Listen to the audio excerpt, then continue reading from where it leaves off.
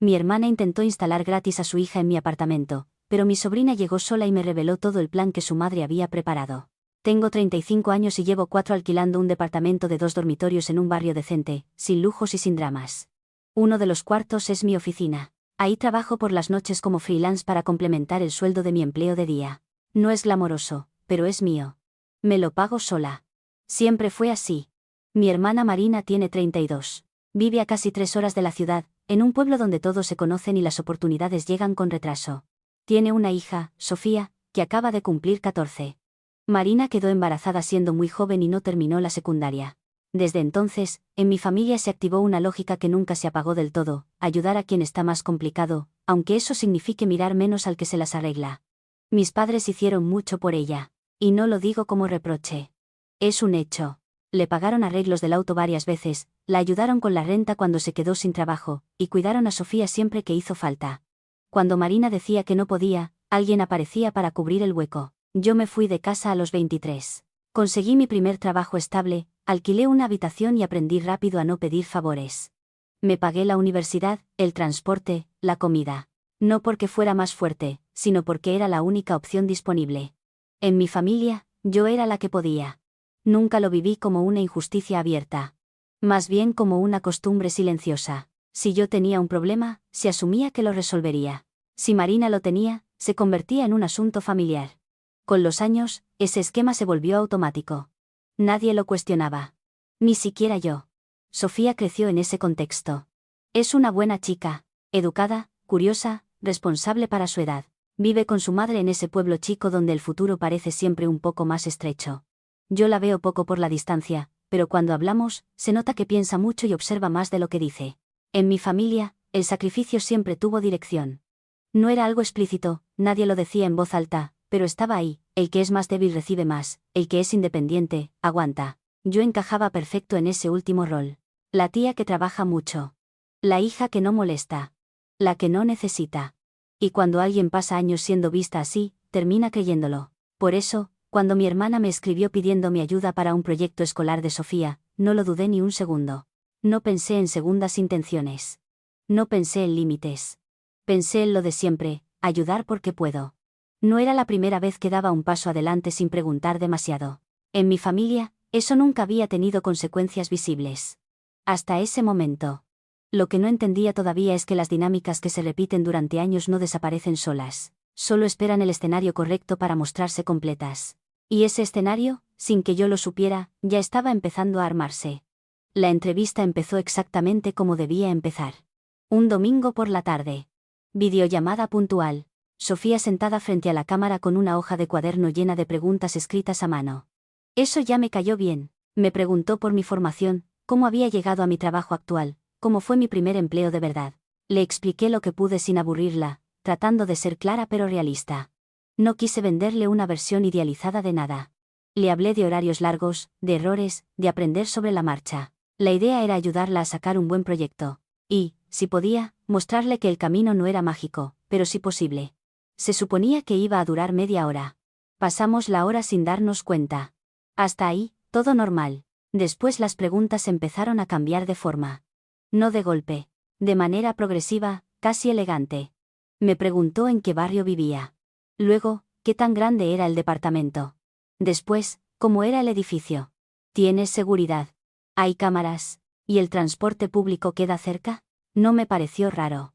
Pensé que era curiosidad. Ella vive en un pueblo chico. La ciudad puede sonar enorme y misteriosa a los 14 años. Siguió. Quiso saber si había supermercados cerca, si me sentía segura caminando de noche, si había escuelas buenas en la zona. Me preguntó si el edificio tenía gimnasio, estacionamiento, áreas comunes. Respondí todo sin pensar demasiado. Nunca fui reservada con ese tipo de cosas. En algún momento, preguntó cuánto pagaba de renta. Le di una cifra aproximada. No lo sentí como un secreto de estado. Para cuando colgamos, había hablado más de mi vida cotidiana que de mi carrera. Y aún así, me quedé con la sensación de haber hecho algo bueno. Sofía estaba entusiasmada. Me dio las gracias varias veces. Dijo que la entrevista le había servido mucho. Esa noche me fui a dormir tranquila. Recién después entendí lo obvio: una entrevista escolar no necesita saber cuánto cuesta tu alquiler ni cuántas cámaras hay en el edificio. Pero en ese momento no lo vi, porque cuando uno confía, no analiza cada pregunta como si fuera una estrategia. 2 días más tarde, mi hermana me llamó en horario de almuerzo. Eso ya fue raro. Marina no suele llamar a esa hora. Empezó agradeciéndome. Dijo que Sofía estaba feliz, que no paraba de hablar de la ciudad, de lo emocionante que sonaba todo comparado con el pueblo. Y entonces lo dijo, casi como si fuera una idea que se le había ocurrido sola. Estuve pensando, sería increíble si Sofía pudiera vivir con vos el resto de la secundaria. Me habló de oportunidades, de mejores escuelas, de abrirle la cabeza. No mencionó ni una sola vez el alquiler, ni el tamaño del departamento, ni las comodidades. Pero yo ya había respondido todas esas preguntas. Ahí, por primera vez, algo se acomodó distinto en mi cabeza. La entrevista nunca había sido solo una tarea. Había sido un relevamiento. Y Sofía, sin saberlo, había hecho exactamente lo que su madre necesitaba, recolectar información suficiente para convertir una idea en un plan. Todavía no me sentía traicionada. Solo, observada. Y esa diferencia, en mi familia, siempre fue el primer paso antes de que alguien pidiera algo que no estaba dispuesto a escuchar como un no. Marina me llamó 2 días después de la entrevista. No sonaba nerviosa. Sonaba, organizada. Empezó como siempre, agradecida, amable, casi cariñosa. Me dijo que Sofía había quedado fascinada con la ciudad, que no paraba de hablar de lo diferente que era todo, de las oportunidades, de lo mucho que le había abierto la cabeza la conversación conmigo. Yo escuchaba en silencio, almorzando frente a la computadora. Entonces vino la frase que cambió el tono sin que ella pareciera notarlo. Estuve pensando, dijo, y sería increíble si Sofía pudiera mudarse con vos hasta que termine la secundaria. No fue una pregunta. Fue una afirmación suave. Habló de 3 o 4 años, como si fueran un detalle menor. Dijo que así tendría acceso a mejores escuelas, más actividades, un entorno más estimulante. Que sería una oportunidad que no podía desaprovechar. Yo tardé unos segundos en responder, no porque no entendiera, sino porque estaba intentando ubicarme en la conversación. Nadie me había preguntado si yo quería convivir con una adolescente. Nadie me había consultado si tenía espacio real, tiempo, o ganas de convertirme en tutora a tiempo completo. Marina siguió hablando, llenando el silencio. Obvio que yo ayudaría, agregó. Puedo mandarte $200 al mes para los gastos. 200. No hice el cálculo en voz alta, pero lo hice igual. Comida, transporte, servicios, material escolar, internet. Sin contar el espacio físico ni el tiempo. No alcanzaba ni de cerca. Pero ella lo dijo como si fuera un aporte generoso. Como si el resto ya estuviera cubierto. Por mí, le pregunté, con cuidado, si había pensado en otros aspectos. En cómo afectaría mi trabajo, mi rutina, mi casa. Pero vos ya tenés todo armado, respondió. El departamento es grande, tenés la oficina. Ella puede usar ese cuarto. Además, sos tía. No es como si fuera una extraña. Ahí entendí algo importante. Mi departamento no era visto como mi hogar. Era visto como un recurso disponible. Algo que yo tenía y, por lo tanto, podía compartirse cuando la familia lo necesitara. Marina no habló de sacrificio. Habló de lógica. De cómo tenía sentido. De cómo yo estaba en mejor posición. De cómo Sofía se beneficiaría. Nunca habló de lo que yo perdería. Cuando intenté decir que necesitaba tiempo para pensarlo, su tono cambió apenas. No se enojó. No presionó directamente. Hizo algo más efectivo. Pensé que ibas a querer ayudar, dijo. Es por el futuro de tu sobrina. Esa frase siempre funciona en mi familia. No dijo tenés que. Dijo deberías querer. Colgué con una sensación rara en el pecho. No era culpa. No era enojo. Era la incomodidad de darme cuenta de que, en esa conversación, mi consentimiento era un trámite pendiente, no una condición necesaria. Esa noche volví a pensar en la entrevista. En las preguntas, en el orden, en los detalles, la idea no había nacido después. Se había estado armando antes. Y yo, sin saberlo, había participado. Si alguien da por sentado tu espacio, tu tiempo y tu dinero por el bien de la familia, ¿lo llamarías ayuda, o abuso disfrazado de buenas intenciones? ¿Aceptarías una propuesta así sin discutirla? ¿O pondrías límites aunque te llamen egoísta? No respondí de inmediato. Le dije a Marina que necesitaba pensarlo. Esa misma noche abrí una hoja en blanco y empecé a hacer algo que siempre me ayuda cuando las emociones intentan adelantarse, poner números. Anoté lo básico. Comida para una adolescente. Transporte diario. Material escolar. Servicios. Internet. Tiempo. Mucho tiempo. Mi jornada ya estaba partida en 2, trabajo de día, freelance de noche. El segundo dormitorio no era un cuarto libre. Era la razón por la que podía pagar el alquiler sin vivir al límite. Convertirlo en habitación significaba perder ingresos. No un lujo. Ingresos reales. Después pensé en la logística. Escuela, horarios, reuniones, emergencias. Un adolescente no es una visita larga. Es una responsabilidad completa. No era solo dinero. Era un cambio total de estilo de vida. Y entonces volví mentalmente a la entrevista. Las preguntas ya no parecían inocentes. El barrio. La seguridad. Las escuelas. El alquiler. Todo había seguido un orden. Como si alguien hubiera armado una lista. Sentí algo incómodo, no había sido una conversación espontánea. Había sido un relevamiento. Sofía no tenía mala intención. Eso estaba claro. Pero alguien la había guiado. Alguien había necesitado información concreta para justificar una decisión que ya estaba tomada. No era paranoia. Era coherencia retrospectiva. Por primera vez, en lugar de preguntarme si estaba siendo egoísta, me pregunté algo distinto. ¿Por qué nadie se preguntó si yo podía o quería hacer esto? La respuesta fue simple y dolorosa, porque en mi familia, yo siempre había podido. Y eso se había transformado, sin que nadie lo dijera en voz alta, en una expectativa permanente. Al día siguiente llamé a Marina. No elevé la voz. No me justifiqué de más. No ataqué, le expliqué con calma que no era viable, que mis horarios no lo permitían, que el espacio que ella imaginaba libre era mi lugar de trabajo, que el aporte económico que proponía no cubría ni una parte mínima de los costos reales. Silencio. Después vino el tono decepcionado. No enojado, peor. Pensé que ibas a entender, dijo. Es solo por unos años. Solo, 3 o 4 años de mi vida reorganizada alrededor de una decisión que yo no había tomado. Le dije que entendía su intención, pero que la respuesta era no. Claro, respetuoso, definitivo, colgué con el corazón acelerado, pero con algo nuevo acompañándolo, claridad. No estaba rechazando a mi sobrina. Estaba rechazando una manipulación envuelta en palabras lindas. Por primera vez, no me sentí culpable por poner un límite. Me sentí adulta. Y supe que esa conversación no iba a ser el final del conflicto. Iba a ser el inicio. No pasó ni un día entero antes de que empezaran las llamadas. Primero fue Marina. Llorando. No gritando. No insultando. Llorando de esa manera que no busca diálogo, sino culpa. Me dijo que Sofía estaba devastada. Que ya le había contado que vendría a vivir conmigo. Que había prometido cosas antes de preguntarme porque estaba segura de que yo iba a decir que sí. Esa frase me cayó como una piedra. No era solo una propuesta rechazada. Era un plan anunciado sin mi consentimiento. Intenté mantener la calma. Le dije que no había sido justo poner a su hija en esa situación. Que no se promete una mudanza de años sin hablar antes con la persona que va a hacerse cargo. Marina no respondió a eso. Cambió de estrategia.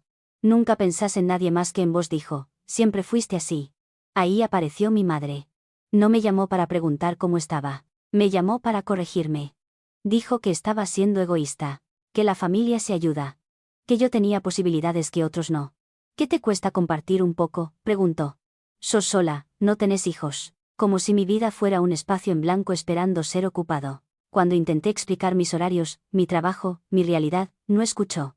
Me recordó todo lo que habían hecho por Marina. Todo lo que habíamos pasado juntos. Todo lo que yo les debía. La conversación dejó de tratar sobre Sofía. Pasó a tratar sobre mi rol. El de siempre. La hija que no molesta. La que resuelve. La que aguanta. Mi no ya no era una decisión personal. Era una falla moral. Nunca pediste ayuda, me dijo mi mamá. Ahora que alguien la necesita, te lavas las manos. No importaba que yo hubiera construido mi vida sola. Eso, en ese momento, jugaba en mi contra. La narrativa estaba clara, yo tenía recursos, otros tenían necesidad, por lo tanto, yo debía ceder. No se habló de acuerdos. No se habló de límites. No se habló de responsabilidades reales, solo de sacrificio. Y lo más doloroso fue entender que no estaban discutiendo la viabilidad del plan. Estaban discutiendo mi derecho a decidir.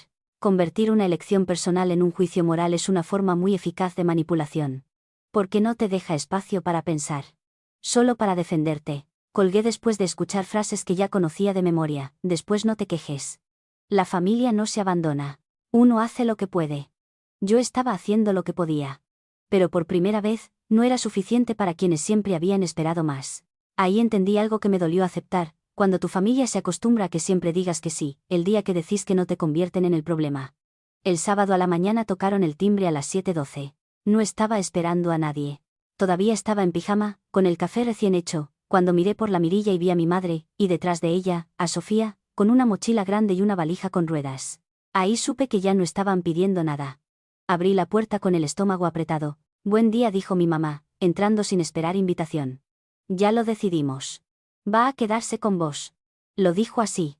Como si estuviera anunciando el clima. Sofía se quedó parada en el pasillo, sin mirarme a los ojos. Tenía los hombros encogidos, la cara roja. No parecía emocionada. Parecía avergonzada. Mamá. Empecé. Esto no. No hagas un escándalo, me cortó. La nena ya está acá. ¿Qué quieres que haga? Que se vuelva con la valija. Ahí estaba la trampa completa. No venían a conversar. Venían a forzar una escena donde decir que no me hiciera quedar como un monstruo. Mi madre siguió hablando, como si yo no hubiera dicho nada. Tu hermana tiene que volver a trabajar. Ya habló con la escuela. Esto es lo mejor para todos. Miré a Sofía. Seguía sin levantar la vista. ¿Vos sabías de esto?, le pregunté con cuidado. Asintió apenas. Muy poco, como pidiendo disculpas sin palabras. En ese momento sentí algo muy claro. Esto no era por ella. Era una pulseada de poder. Respiré hondo. Cerré la puerta detrás de nosotras, pero no para dejarlas entrar. Para que los vecinos no escucharan. No va a quedarse, dije, con voz firme. Esto ya lo hablamos. Y traerla así no cambia mi respuesta. Mi madre me miró como si no me reconociera. ¿De verdad vas a hacerle esto?, dijo, señalando a Sofía. ¿La vas a mandar de vuelta? No respondí. Vos la trajiste sin avisar. Vos sos la adulta acá. Silencio. Por primera vez, nadie tenía un argumento listo. Sofía murmuró algo. Un perdón casi inaudible. Me acerqué a ella y le dije algo que nadie más estaba diciendo. Esto no es tu culpa. Pero no podés quedarte acá. No levanté la voz. No insulté. No me moví del lugar. Mi madre intentó una última vez. Estás rompiendo a la familia, dijo. La miré directo a los ojos. No respondí. Estoy poniendo un límite que nunca respetaron. Hubo un momento largo, incómodo, en el que entendió que no iba a ceder. No hoy. No con una valija en el pasillo.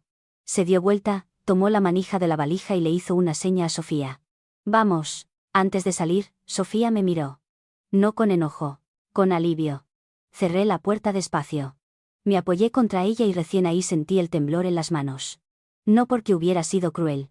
Sino porque había hecho algo nuevo en mi familia, no dejarme empujar. Y sabía, con una certeza tranquila, que después de ese día nada iba a volver a ser igual.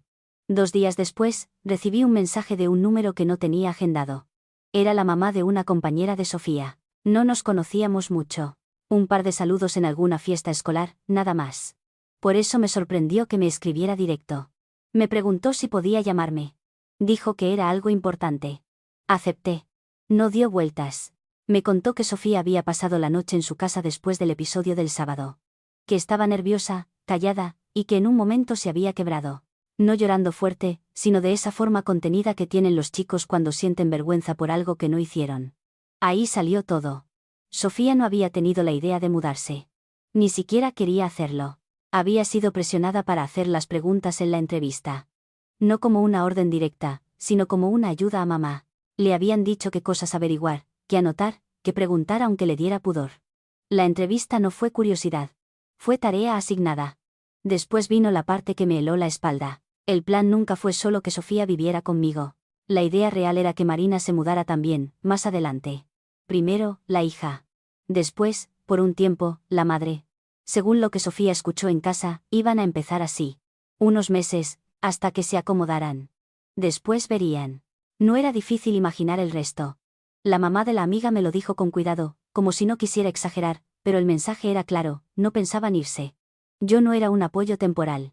Era el destino final. Sofía, según me contó, nunca quiso dejar su escuela. Ni a sus amigas.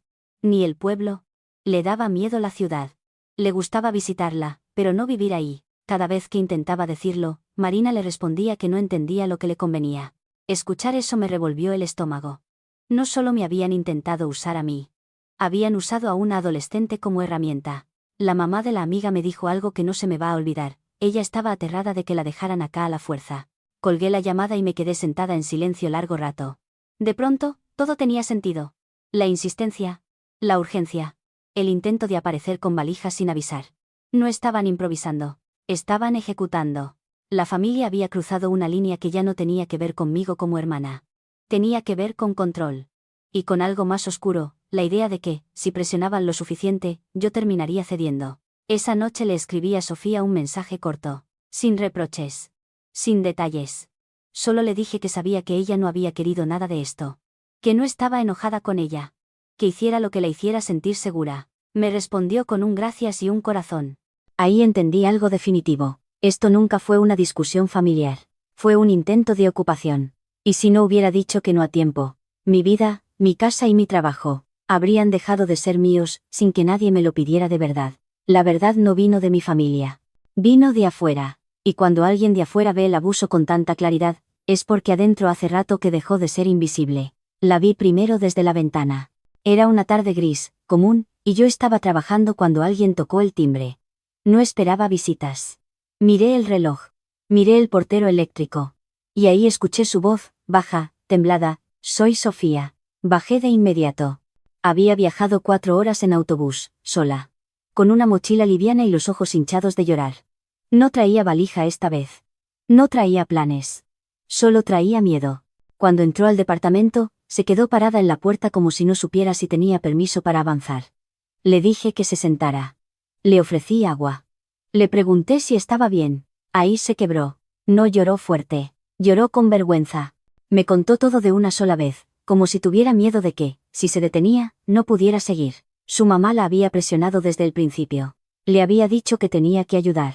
Que yo seguro iba a decir que sí. Que no hiciera preguntas raras, solo las que le había notado. Le mostró una lista. El barrio, el tamaño del departamento, las escuelas, la seguridad, la renta. Si no preguntas, no vamos a poder irnos, le dijo. Sofía no quería mudarse. Nunca quiso. Le gustaba su escuela, sus amigas, su rutina. Pero cada vez que lo decía, Marina se enojaba. Le gritaba que era egoísta. Que no entendía el sacrificio. Que estaba arruinando su futuro. Me dijo que si hablaba, me iba a castigar, susurró. Que iba a ser culpa mía si todo salía mal. La entrenó, literalmente. Ensayaron las preguntas. Ensayaron las respuestas posibles. Ensayaron qué decir si yo dudaba. Sofía tenía 14 años y estaba cargando con una estrategia adulta que no entendía del todo, pero que la hacía sentir atrapada. Cuando la trajeron con valijas aquel sábado, ella pensó que yo iba a decir que sí. No porque quisiera quedarse, sino porque le habían dicho que yo no podía negarme. Cuando me negué, sintió alivio. Y terror. Su mamá le gritó después. Le dijo que había arruinado todo. Que por su culpa ahora estaban peor. Que no se atreviera a decir nada más. Por eso se subió al autobús sin avisar. Tenía miedo, me dijo, pero más miedo me daba quedarme callada. La abracé. No como tía, como adulta responsable frente a una menor que estaba pidiendo ayuda. En ese momento entendí algo muy claro. Esto ya no era solo un límite familiar. Era una situación de riesgo emocional. Le dije que había hecho bien, que no estaba sola, que nadie tenía derecho a usarla así. Sofía respiró hondo por primera vez desde que había llegado.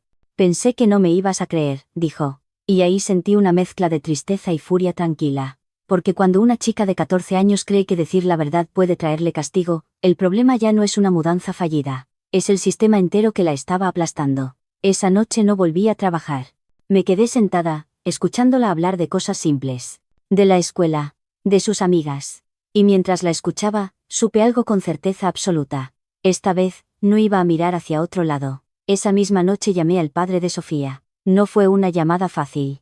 No nos hablábamos seguido. Él vive en otra provincia, tiene su propia vida, y hasta ese momento yo había asumido como todos que estaba al tanto de lo que pasaba. No lo estaba. Le conté todo con calma. Desde la entrevista, las preguntas, la propuesta, la llegada con valijas. Y, finalmente, el viaje en autobús de Sofía. Hubo un silencio largo del otro lado. Yo no sabía nada de esto, dijo al final. Nada. No estaba enojado conmigo. Estaba asustado. Al día siguiente vino a la ciudad. Habló con su hija a solas. Escuchó lo mismo que yo había escuchado, pero con algo más, la culpa de no haber estado lo suficientemente presente. No dudó. Llamó a un abogado. No para pelear con Marina, para proteger a Sofía. El abogado fue claro desde el primer momento. Esto no era una discusión familiar. Era una situación con riesgo de abuso emocional. Una menor había sido presionada, manipulada y utilizada como herramienta para ejecutar un plan de mudanza sin su consentimiento. Eso, legalmente, pesaba. Mucho. Se presentó una solicitud urgente ante el juzgado de familia. No con gritos, con pruebas, mensajes. Testimonios. El relato coherente de una adolescente que no estaba inventando nada. El juez actuó rápido. Se estableció un cambio provisional de custodia, otorgando la guarda principal al padre. Sofía no iba a volver con su madre por el momento. No hasta que se evaluara la situación completa. Marina fue notificada ese mismo día. No llamó para preguntar por su hija. Llamó para gritar. Dijo que todos se habían puesto en su contra, que yo la había traicionado, que estaba exagerando todo. El juzgado no escuchó nada de eso. Se fijó un régimen de visitas supervisadas. Nada de llamadas libres. Nada de decisiones unilaterales. Por primera vez, alguien le dijo que no. Sofía se quedó en la ciudad unos días más, hasta que su padre organizó todo para llevarla con él. Antes de irse, me abrazó fuerte. Gracias por creerme, me dijo. No supe qué responder, porque creerle no fue un acto heroico, fue lo mínimo. Lo que sí entendí, con una claridad que no había tenido antes, fue esto. Cuando los adultos evitan los conflictos por no armar lío, los chicos pagan el precio. El rol del adulto no es sostener fantasías familiares, es poner freno cuando alguien cruza una línea. Marina perdió el control del relato en el momento en que intervino la ley. No porque la ley sea perfecta, sino porque no negocia con manipulación. Esa semana, por primera vez desde que todo empezó, pude dormir tranquila, no porque el conflicto se hubiera resuelto, sino porque, al fin, las decisiones estaban en manos de personas que estaban actuando como adultos. Sofía se quedó donde siempre quiso quedarse, con su padre, en su escuela, con sus amigas. No hubo mudanza forzada, no hubo promesas rotas que ella no hubiera hecho. Por primera vez en meses, pudo respirar sin miedo a decir algo incorrecto. La vi cambiar rápido, no de forma milagrosa, sino real. Dormía mejor, hablaba sin bajar la voz. Ya no miraba el teléfono con terror cada vez que vibraba. Nuestra relación cambió también. Se volvió más sana, no porque ahora viviéramos juntas, sino porque dejamos de estar atrapadas en un plan ajeno. Hablamos seguido, a veces de cosas importantes, a veces de nada. Ya no soy la solución, soy su tía. Y eso es suficiente. Mi departamento volvió a ser mi casa, mi espacio, mi refugio. El segundo dormitorio siguió siendo mi oficina. Mi trabajo no se vio interrumpido. Mi rutina volvió a su ritmo. Nadie apareció con valijas. Nadie decidió por mí sin preguntarme. Marina y mi madre quedaron al margen. No porque yo las castigara, sino porque la realidad puso límites claros. Las visitas quedaron reguladas. Las llamadas, controladas. Las decisiones, fuera de su alcance. No hubo una gran conversación final. No hubo reconciliación cinematográfica. Hubo distancia. Y a veces, la distancia es lo más sano que existe. No me siento culpable, tampoco orgullosa. Me siento tranquila. Aprendí algo que me hubiera gustado entender antes. Ayudar no significa desaparecer. Apoyar no implica entregar tu vida, tu espacio y tu estabilidad. Durante años confundí fortaleza con disponibilidad. Creí que ser la que puede significaba decir que sí siempre. No es así. Los límites no son castigos. Son condiciones para que las relaciones no se deformen. Hoy sé que puedo ayudar sin salvar. Escuchar sin cargar. Acompañar sin renunciar a mí. Sofía está bien. Yo estoy bien. Y eso no se logró por sacrificio extremo, sino por algo mucho más difícil en familias acostumbradas a empujar. Decir no. Sostenerlo. Y dejar que otros enfrenten las consecuencias de sus decisiones. Si alguien te pide ayuda dando por sentado tu tiempo, tu espacio o tu tranquilidad, ¿eso sigue siendo ayuda, o ya es abuso disfrazado de familia? ¿Dónde pondrías vos el límite? ¿Te animaste alguna vez a decir que no? Contámelo en los comentarios. A veces, leer que no estamos solos es el primer paso para empezar a protegernos.